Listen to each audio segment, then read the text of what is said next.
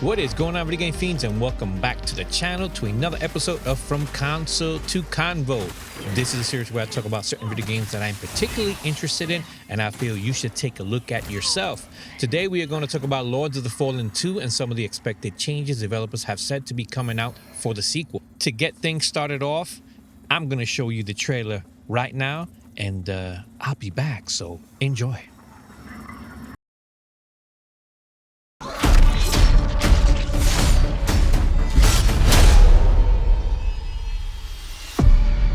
Our gods have forsaken us for fear of the coming darkness consumes all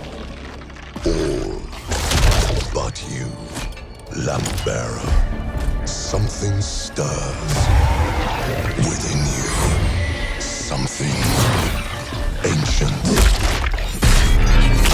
powerful, hungry.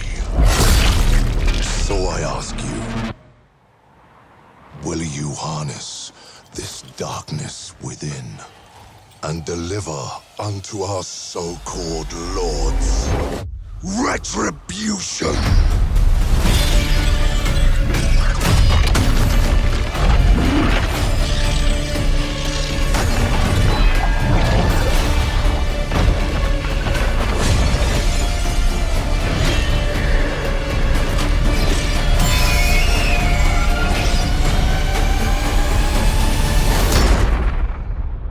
But should you fall, the world falls with you.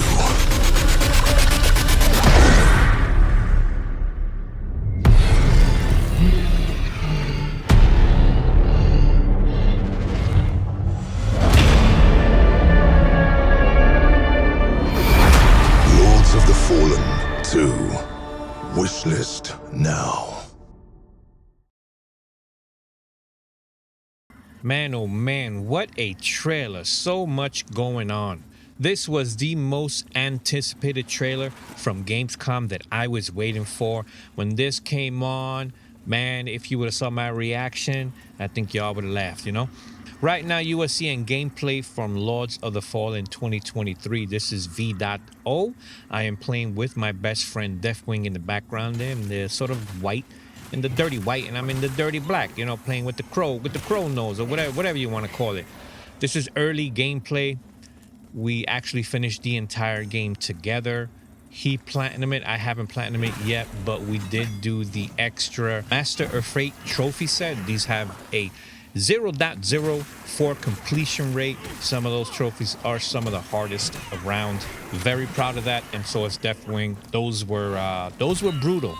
Now, those are not for everyone. I can understand why they have such a low completion rate. Hella fun, but you gotta invest the time into it because there's basically a one-run thing. You know, you get 2 lives. 2 lives, that's it. You get the Exiom life and you get the Umbro life. You die in the Umbro, game over, starting all over. I'm just gonna have to do one more run to get one more ending, and that'll be pretty much it. I'll platinum the game, and this was actually the first time I played it, the first time Deafwing played it. I actually owned the collector's edition when it came out in 2023.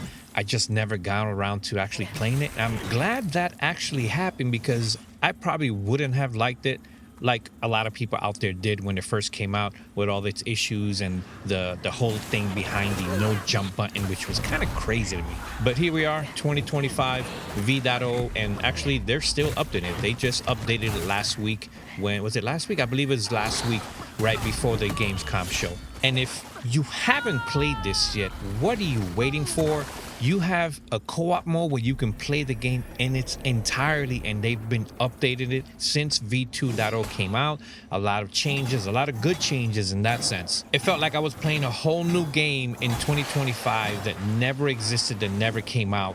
And with that said, if it was a new game, this definitely would be one of those games for a contender of Game of the Year in 2025. That's how good this game is. That's how much I love this game right now. And like I said, if you haven't played it, I don't know what you're waiting for. On the PS Store right now, as of August 24, Sunday, this game The deluxe edition version is actually only 20 bucks. If you have a friend, if you like Souls-likes, if you like action adventure RPGs, if you want to play something that's just a hell of fun, you don't even have to play this like a Souls-like. We play this entirely like a hack and slash. We wanted to see if we can just finish this with only doing minimal stuff, and we actually did that. We breezed through the game. So don't be scared of the Souls-like elements if you're not into it. It's a really, really good game, and I highly recommend anyone who hasn't played this to go on and make that purchase. Also, the gameplay you see in the background is running on a PlayStation 5 Pro. Just want to note that, just in case you're wondering why it looks so nice and bright and contrasty and beautiful. So yeah, let's talk about Lords of the Fallen 2 and some of the things the developers have said recently and prior in the Lifting the Veil episodes they have posted on CI Games right now on YouTube.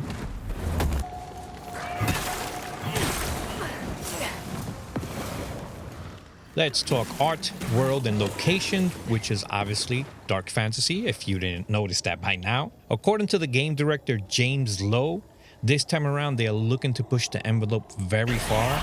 Axiom will be introducing new elements, including new factions and a bigger world, so that means a much better variety of enemies, which was sort of a lacking point in the first one. Umbra will be very extreme this time around. You'll be doing a lot of things that you didn't do in the first one, and it'll be quite different according to the director, because apparently it's been thriving for over 100 years, which is when this game takes place. With that said, it is obviously a bigger focus this time around because it is doing much better than Axiom, so that's really interesting to hear. One other thing they wanted to put a big focus on is storytelling, as far as directing you on where to go. If you remember, Lords of the Fallen does not have a map, so it may seem they will want to probably still stick to that sort of idea, but give you a better focus on why you're here, what you're doing next, who is this person, and where you need to go, which is kind of a cool thing to hear, because in a Souls-like, you don't really get that, you know. I mean, aside from maybe Elden Ring that gave you, well, not Elden Ring in particular, but Shadow of the Earth Tree, which gave you markers on where to go and who you had to sort of get to in the end, not even in the end game, but who you had to get to, where the story was driving you to, sort of in that aspect. I guess that's what they're trying to do.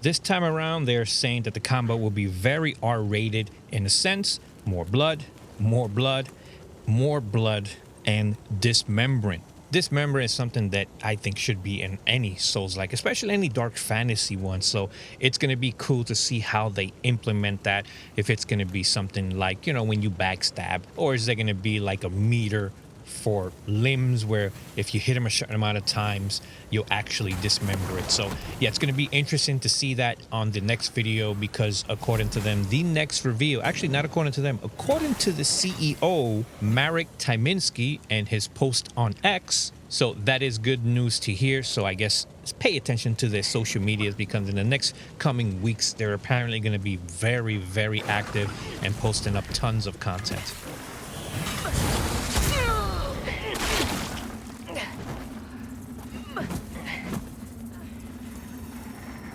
So as far as difficulty, they are trying to find the right balance for all players. They don't want to just cater to the hardcore Souls-like players, and they don't want to cater to, or the casual player that likes Souls-likes but won't play certain ones because they're just too difficult. And something like this is going to be very hard to do in these type of games, because, you know, these type of games don't have difficulty settings, right? You don't have an easy, you don't have a normal, you don't have a hard.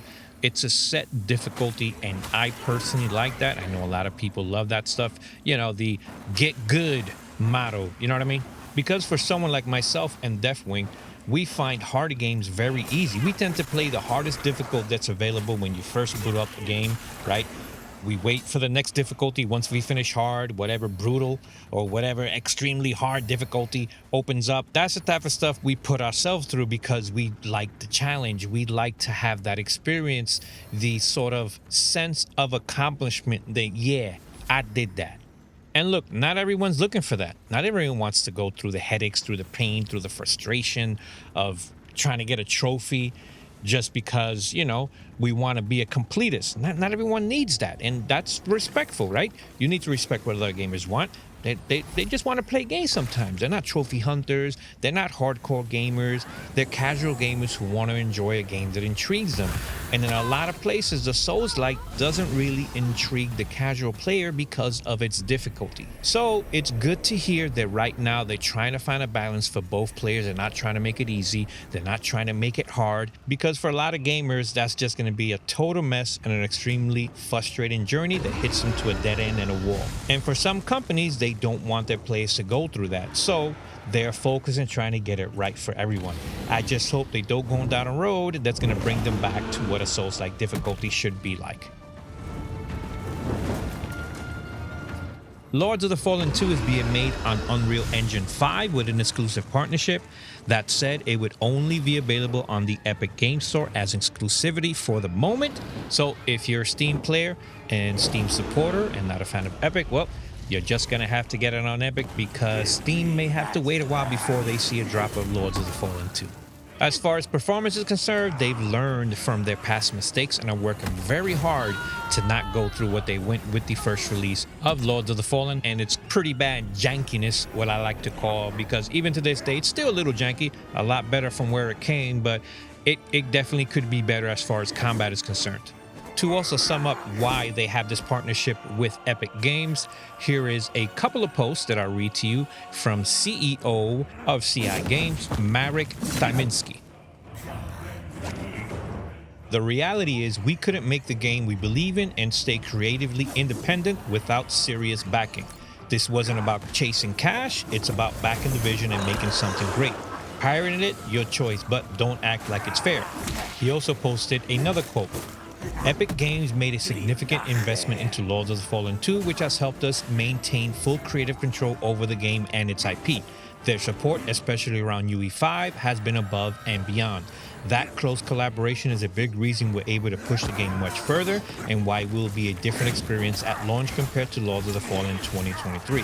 We've heard so much feedback from you, and we won't compromise on what we deliver. More to come soon. Stay tuned. Now, if you follow Marek on X, pretty funny dude. I respect his vision and his outspoken words. He's a very transparent person from what I've gathered.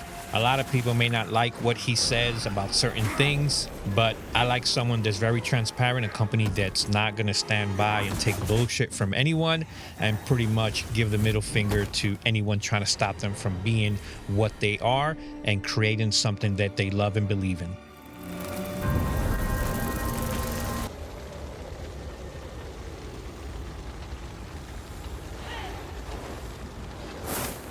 Very obvious that multiplayer is very popular with this game, and they will continue to refine it moving forward as they continue to do so in Lords of the Fallen 2023 till this day. This time around, you're not going to have to finish the game in order to turn off invasions. You'll be able to do that from the get-go, which is something they recently did in a recent update for Lords of the Fallen 2023. I like that. I don't always like to get invaded, especially if I'm doing a run where I'm trying not to die, or it's one of the modifiers. Like, it's just annoying to be invaded during specific or special runs. And if you haven't played multiplayer on Lords of the Fallen 2023, I implore you to do so. It was a blast, and it was one of the reasons Deafwing actually bought it. And it's cool because if you're having a problem with a boss, if you're having a problem with a location, you can just have your buddy come in and help you out. And in that sense, just make the game a little bit easier for those that are having problems with it.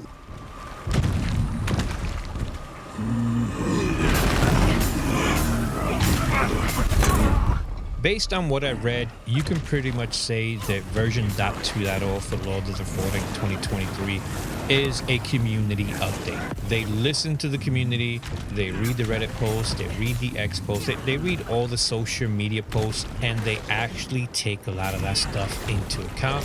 In fact, they ask questions. They ask the community what they want to see, what should be fixed, and what can be refined. So it's always good to hear that companies like this, and there are a lot of them to do that nowadays because it does help gauge what the community is asking for, what type of game they want on the next version, whether a company decides to update their current game or take all of that information, put it in a jar, and continue it in the next version or the next sequel of whatever that game is. With all that said, instead of hearing my opinion about some of the things that I would like to see change, I decided to send some questions to my best friend Deafwing, and here is that report.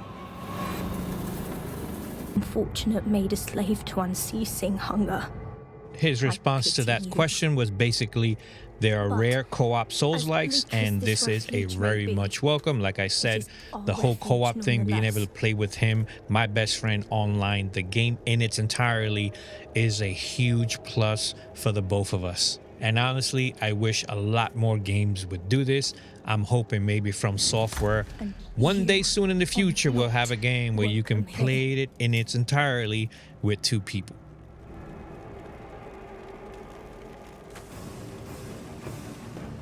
His response was, the story, plot, and world design, the mechanics, though a little glitchy and, how I like to say, a little janky, were very fun.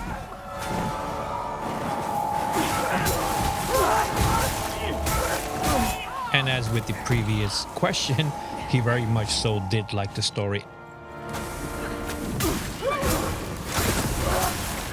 His response doesn't surprise me at all, but basically, easy even when playing on harder difficulty playthroughs. He went as high as NG +4 and it didn't make much of a difference for him.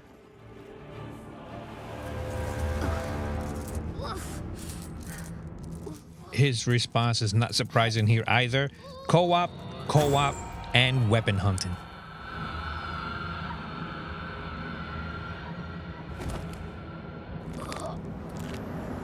He said the soundtrack could go harder, boss battles and a killing floor were missing. More plot twists. So basically, killing floor, if you don't know what that means, is if you ever play anything like DMC, most recently Neo 2, where you're going from floor to floor, deeper into the depths, so to speak, and you're fighting enemies, you're fighting bosses, trying to get to more levels, and it gives you more weapons that you can only get in those sections and not in the actual game. So something like that, or even like a boss rush mode that they added recently into the first Berserker Kazan.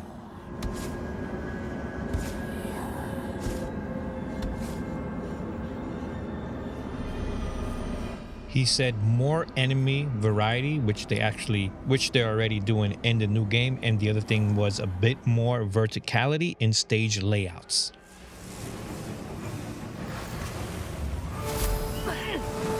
He basically said, look at the question for the 3 things you didn't like about the game, which was the soundtrack, the boss battles, and a killing floor.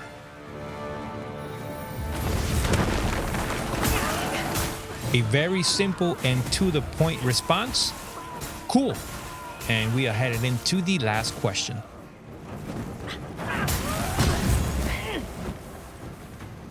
He said TBD, to be determined. Now hold on a second, man. Listen up, D. You better buy this game. Listen, man. I don't care how you feel. I don't care what game comes out around that time. I don't care what you're playing, bro. This better be wish listed on your PS5 one, because you are definitely buying it. Don't give me no bullshit, man. All right, Video Game Fiends, this concludes this episode of From Console to Convo. This is number 6. I'm actually working on number 7 currently, but with everything you saw here, everything we described, all the details, what is it about Lords of the Fallen 2 that you are looking most forward to? How did you feel about the reveal trailer? Is there anything specific that you didn't like about Lords of the Fallen 2023? Have you played V2? Are you enjoying V2? Did this video make you buy V2? You know, it's $20 right now, folks. $20. All in all, I am very much looking forward to seeing the gameplay trailer and seeing how far they come from this to the next sequel. Especially graphically, I'm really interested to see like how much better the game is gonna look like, especially that they're partnered with Epic, and I'm sure they're giving them all the ins and outs, all the tricks to sort of refine the performance of the game. And if you're new here, please consider subscribing and liking the video. I would love for all of you to join me on my video gaming journey. And if you made it this far into the video, I appreciate your support. One other thing I want to mention, as you see these videos, they will be evolving. I am still learning DaVinci Resolve every single day. I look at different tutorials. So every time you see one of these videos, you may see how I do my cuts differently. You may see how I ask my questions. You'll see these videos evolve and look better and better as I continue to watch and teach myself DaVinci Resolve. If you want to see more content like this, please do what my beautiful goddaughter loves to say. Like and subscribe. Until the next one, keep on gaming.